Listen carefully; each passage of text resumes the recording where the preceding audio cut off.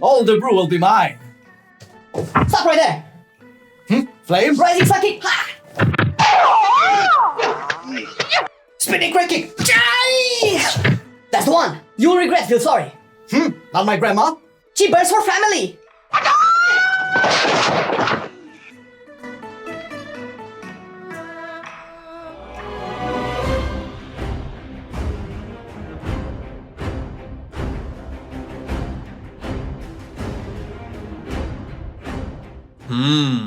You too, dear viewer, can be a master just like me and subscribe, and don't forget that notification bell of wisdom. It will help us a lot and we will be forever grateful. We will start in bursting fashion with Chi Burst in every situation. An AoE Kamehameha wave with double effect. It damages and generates 1 Chi per enemy hit to a maximum of 2, and it heals all allies for a small amount. Son Goku will be proud of you. A little tip in case you find yourself in the Fairy Covenant for some reason, this will be your default pick as it has a higher chance to reset the cooldown of your Fey line stomp thingy. The alternative is the Eye of the Tiger. This will be very competitive in single target situations. Your Tiger Palm will leave a small dot on your target, damaging it for 8 seconds and healing yourself for a small amount. On the same row for single target, we will have Chi Wave. You'll throw a Chi Wave that will bounce 7 times between friends and foes, healing your friends and damaging your enemies, just like my ex-girlfriend. What? On the I will be the most mobile class in the game and you'll know it row, the all-around best pick will be Tiger's Lust. It's your personal hand of freedom that can be used on allies as well and will increase the target's movement speed by 70%, removing all roots and snares. You'll never go wrong with Tiger's Lust. It is very useful in dungeons, raids, everywhere. You are inside, Tiger's Lust. You are outside, Tiger's Lust. It works everywhere, so buy it now for only 69,420 because wit is overrated. The other 2 options can be useful in different situations in case you don't need an extra button, so feel free to pick what suits you best. On the 3rd row, Fist of the White Tiger will be the go-to for all situations. We are sorry, but the White Tiger is your emblem. It's like you were raised by it, molded by it, born in it. Hey man, this makes no sense! But apparently taught you a 3 Chi generator on a 30-second cooldown with decent damage. You'll never go wrong with it, especially in single target situations. For AoE situations, usually in Mythic Plus, Ascension will find its way into your toolkit. A passive that will increase your Chi by 1, maximum energy by 20, and your energy regeneration by 10%. Will always make your job easier in kicking serious ass. Energizing Elixir can be more powerful in sustained AoE situations, but we have found that it's very rarely used. Next up, because no one likes bad karma, comes good karma. No, not that karma. Although, good karma, especially good in the raid, will turn your touch of karma in a healing cooldown on top of the damage and absorb you provide. Now you can stay in the fire and heal yourself and all healers will be proud of you. They won't. Ring of Peace will be the counterpart of karma, a good utility spell that summons a Ring of Peace. Just like the one I gave to my wife. Wait, I'm not fucking married, you doorknob! It's good to keep those other ads at bay. Yeah, looking at you, other competitors. On a 45-second cooldown, you can be the master controller of ads in M+ or Raid and even interrupt them with it. On the level 40 row, all options are viable. Yay! Diffuse Magic is your magic go away button. You will have none of Gandalf's bullshit. It will reduce any magic damage you take by 60% for 6 seconds and, if possible, will return all magic effects on you to the original caster. Dampen Harm is the physical damage counterpart. It works with spell damage as well, reducing your overall damage taken between 20% to 50% depending on how large the hit will be for, and it will last for 10 seconds. If you will take constant damage and it cannot be dispelled and you can't be bothered with an extra button, then Inner Strength is best for you. It's the weakest out of all 3 talents, but it will give you a constant 10% damage reduction as long as you can spend Chi in 5 seconds, so almost 100% uptime. With experience, you will know which one is the best, depending on the situation you find yourself to be in. In the next row, Hit Combo is the go-to in single target situations. All fighting games, since the beginning of time, have appreciated combos, so this one is no different. It will flat out give you a 6% damage boost as long as you don't use a spell twice in a row. Take a trip down memory lane to BFA and there you will find Dance of Chi-Ji. This talent does the same thing the Azurite power with the same name did back then. Buffing your spinning crane kick by 200% and making it free to cast makes it the bee's knees. What more can you ask for in Mythic Plus situations, or everywhere there is more than one target? Haha! Spin to win, baby! And on the last row, Whirling Dragon Punch will be the only choice you can make in every situation. Another Kung Fu Panda move that will hit all enemies around you with a devastating hit. The only downside of this is that you can only use it when your Fist of Fury and Rising Sun Kick are on cooldown and your character will be stationary till it ends the jumping animation, so try not to stand in the fire or AoE spell and die while using it.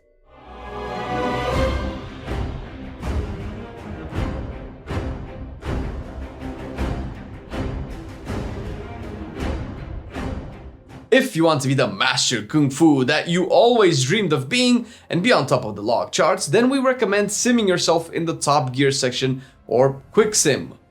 And if you don't know, now you know That we have a how to sim your character video, you can check it out. After this one, of course. But if you still want to hear it from us now and you have a bunch of max level items to choose from, then you will find, with no surprise, agility to be on top of the food chain, so eye level, followed by versatility, then critical strike, then mastery with haste all the way at the bottom. Note that stats can change, usually in 3+ situations where you will prefer pressing spinning crane kick instead of blackout kick, thus putting mastery and haste a little higher in the desired stats list. If you are using the default 2 one-handed weapons, then you should use Sinful Revelation on one hand and Celestial Guidance in the other for single target situations. You can replace Sinful Revelations with Lightless Force in dungeons and AoE scenarios. Note that although not a big difference, 1 to 2% less DPS fully enchanted and max geared, you can use a two-handed weapon as well and enchant it with Sinful Revelation or Lightless Force depending on the type of encounter you are in. Use the Eternal Skirmish enchant on your chest piece and at any time use the Heavy Desolate Armor Kit as well. Although this gives only stamina, it is a DPS gain when using Touch of Karma and Touch of Death, so don't forget to apply it. On your cloak, Soul Vitality again for the same reasons as the Armor Kit. More HP means more damage from your touches. Go for Eternal Agility on your boots, since you will never go wrong with agility. It's your main stat after all. Again, you will need to sim your character in order to find what your best gems and rings enchants are. You can use as a baseline the Versatile Jewel Cluster for your gems and 10 of versatility on your rings, as versatility is the first secondary stat recommended. The default flask will be the Spectral Flask of Power. You'll always want more power, even in the Kung Fu business. For your potion needs, use the Potion of Spectral Agility in every situation, or Potion of Phantom Fire in single target situations paired with 1 Shadow Core Oil on your weapons. On your shady weapons, again, if dual wielding, go for Shaded Weightstone or Shaded Sharpening Stones for M+ or AoE situations. And if using a two-handed weapon or you want more single target damage, the Shadow Core Oil will be the best pick, so oil them weapons good, yeah? That's why it doesn't work well for some people. In the culinary department, Feast of Gluttonous Hedonism will do the trick. It's very good in case you can't find the feast, then going for the Steak a la mode or whatever stat you have enchanted / gemmed in your gear will be a good alternative.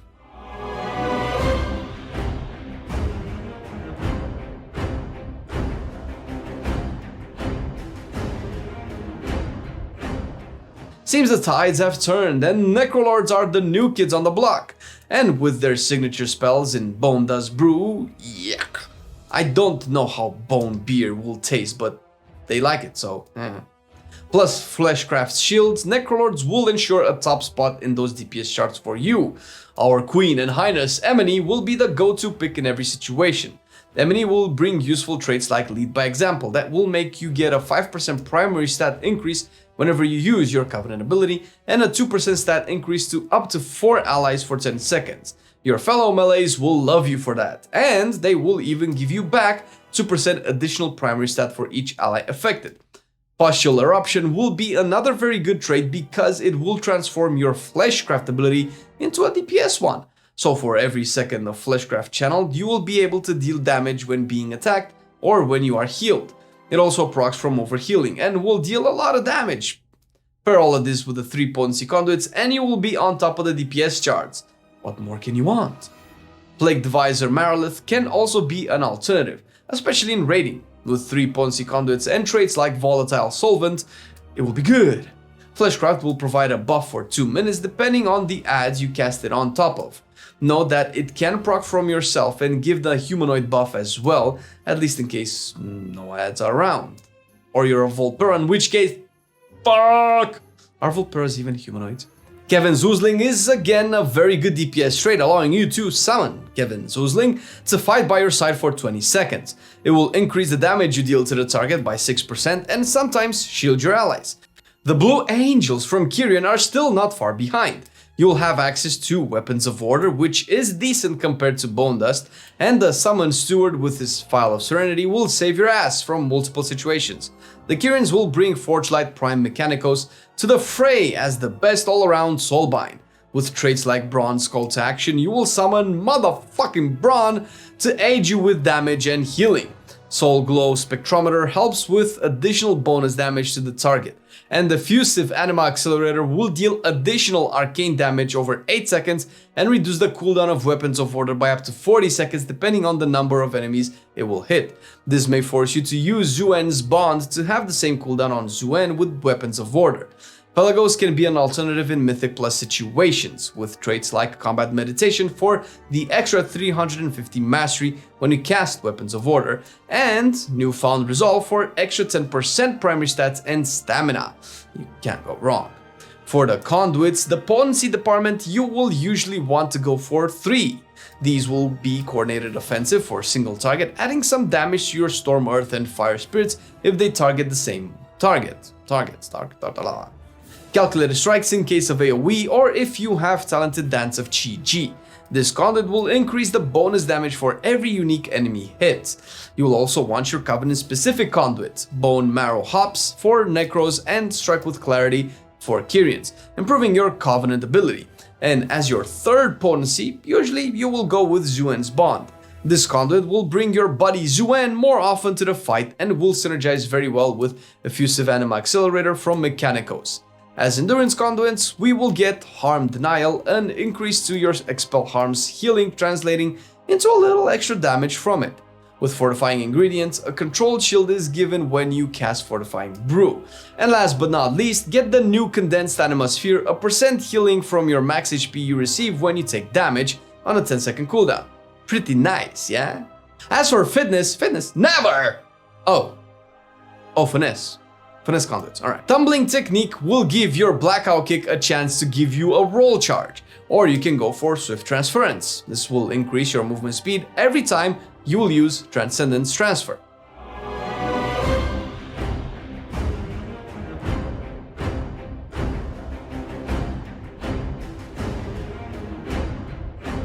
Gear and Legendaries is the title of this. I shouldn't be taking this. Don't leave this on, man. Don't do it! Don't do it!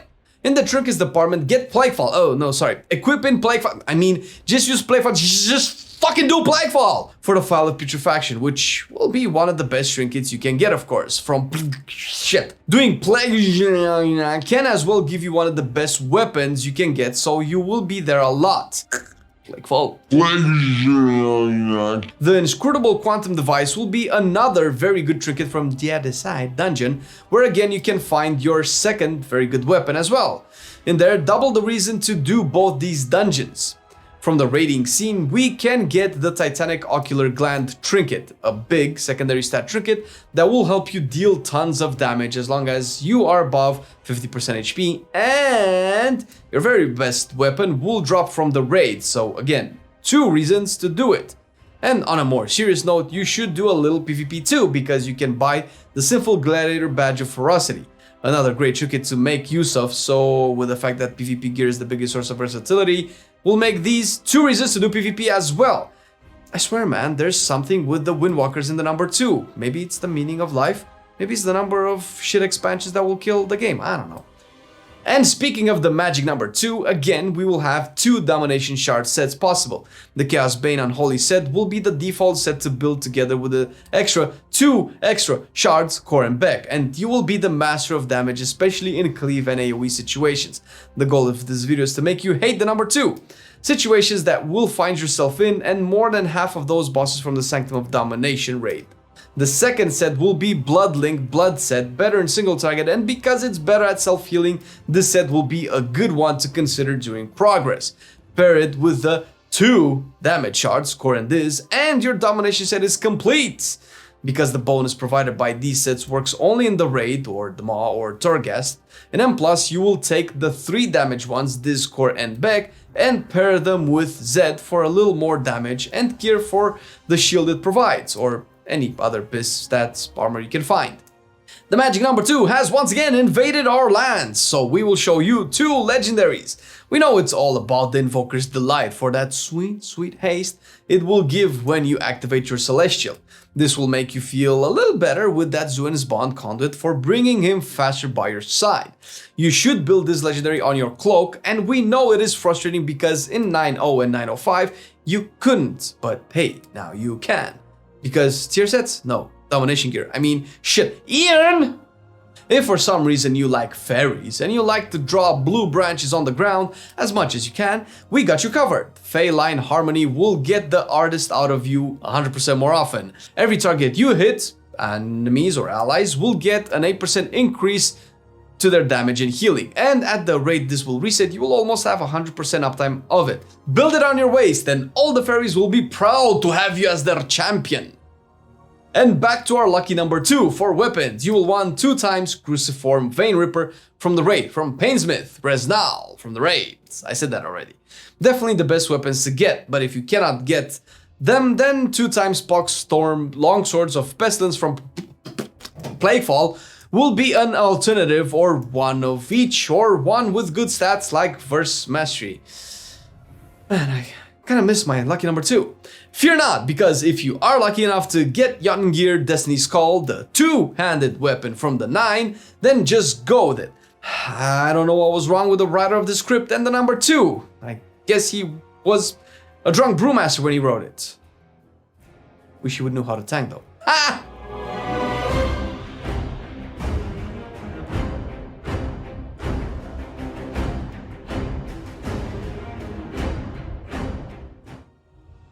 You got to rotate those spells for the mastery to work. So for our single target opener, you'll have to use Expel Harm 15 seconds before the pull, Chi Wave or Chi Burst to hit on pull, then Fist of the White Tiger. After that, use Expel Harm, pop Zuen, use Bone Dust Brew or Weapons of Order, Storm Earth and Fire, heed my call, then Rising Sun Kick, then Tiger Palm, Fist of Fury, after Expel Harm, again if off cooldown, Whirling Dragon Punch. Easy as geometry. For the multi-target opener, get stacks of Spinning Crane Kick, release Zuen, use Storm Earth and Fire, then Bone Dust Brew or Weapons of Order, and spin to win. For the single target priority, we will have Zuen on top of the food chain, Touch of Death after at under 10% HP, Fist of the White Tiger if your chi is under 3, Expel Harm if you have less than 5 chi, Tiger Palm if you have less than 4 chi, then Whirling Dragon Punch, then use Rising Sun Kick, cast Fists of Fury, then Fist of the White Tiger, follow with Chi Burst, then Blackout Kick, Chi Wave if talented, and Tiger Palm last. And finally for our multi-target priority, Zuen first, Touch of Death next if you can, Expel Harm for Chi, Tiger Palm if you don't have enough Chi, Whirling Dragon Punch next, cast Spinning Crane Kick, then Fist of Fury, Rising Sun Kick for Dragon Punch, Expel Harm, and Chi Burst if talented. Special thanks to the Peak of Serenity Discord and the website and Babylonius who helped us with the guide. If you want to check more and be more prepared in the arts of Kung Fu, then we strongly recommend you check their Discord and websites. Thank you, Babs, for being fucking awesome! And you can also check Babs at his Twitch and YouTube, the links down below. And thank you to the Patreons for supporting us time and time again. We appreciate it. You made most, if not all of this possible. It was very unlikely we would have done this without you guys. So thank you very much. We appreciate it. And if you're the viewer, want to check our stuff a little bit more, maybe you want to support us, maybe you want to see what our Patreon page is all about, check the link down below. Thank you for watching the video. See you next time. I've been loving it then, I still love it now. Still, I play WoW. Still, I play WoW. Getting better every day, let me show you how. Cause still, I play WoW. Still, I play WoW. It's getting harder to stay, but at the end of the day, it's a guilty pleasure, so just log in and play. Whether it's classical retail, I'ma do a /bow. Still, I play WoW.